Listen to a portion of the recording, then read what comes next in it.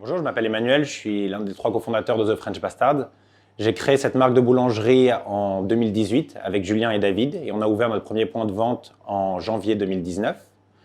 Je suis plus particulièrement en charge de tout ce qui a trait à la marque et au branding. Nous, en 2018, au moment où on démarre le projet French Bastard, on s'était aperçu que l'expérience client en boulangerie ne nous convenait plus, tant sur la gamme de produits que sur l'expérience même en boutique. On pensait que tout était à refaire. On avait besoin de gammes qui se renouvelaient davantage, on avait besoin d'une expérience client beaucoup plus personnalisée.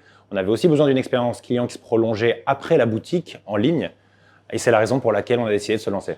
Pour nos principales inspirations, je dirais qu'elles proviennent de nos voyages à chacun. On a eu l'occasion de vivre à l'étranger, notamment dans les pays anglo-saxons, et beaucoup de nos éléments de marque, de branding, proviennent de ces voyages-là. L'idée était de capitaliser sur le savoir-faire artisanal français, tant en pâtisserie qu'en boulangerie, et de le proposer dans un cadre plus contemporain, à l'anglo-saxonne.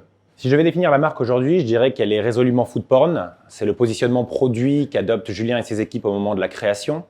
Je dirais qu'elle est régressive de par la manière que l'on a de consommer nos produits.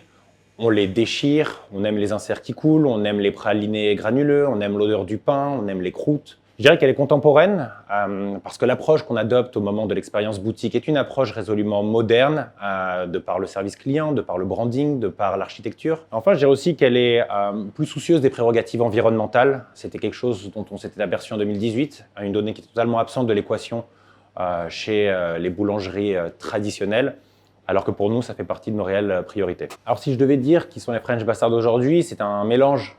Les French Bastards sont plus généralement tous ceux et celles qui adhèrent à la vision d'une boulangerie contemporaine, tous celles et ceux qui pensent qu'il y a tout à refaire dans ce secteur traditionnel en y apportant une touche de modernité.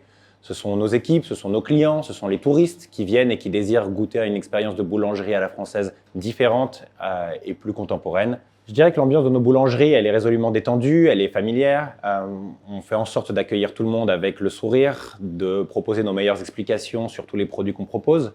L'architecture est brutaliste, on a essayé de garder cet esprit que l'on aime, qui est assez rock et décalé. La musique elle-même est rock et bat à tue-tête à longueur de journée. Pour autant, on a fait en sorte de créer des espaces où n'importe qui se sent le bienvenu, qui ne soient pas exclusifs au sens propre du terme, et où chacun se sent libre de venir acheter son croissant ou sa baguette.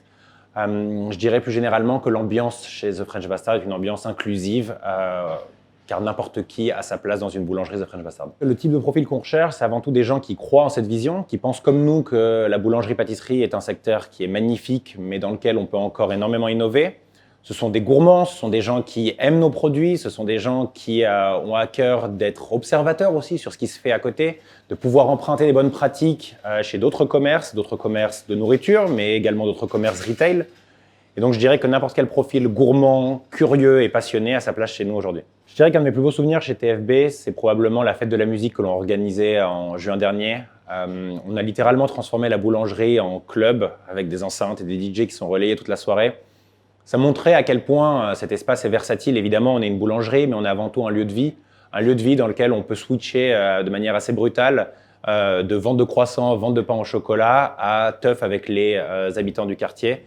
Et c'est pour ce genre de moment de communion qu'on travaille. Donc si je devais choisir un produit comme étant mon préféré chez The French Bastard, ce serait compliqué. Donc je vais plutôt parler d'une gamme. Et c'est la gamme de pain qui aujourd'hui tire la corde.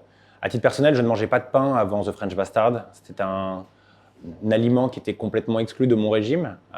Or, dès que j'ai pu goûter la gamme de Julien et des boulangers, j'ai tout de suite pris goût à ce pain sur le vin, cette acidité, la possibilité de conserver les pains sur plusieurs jours.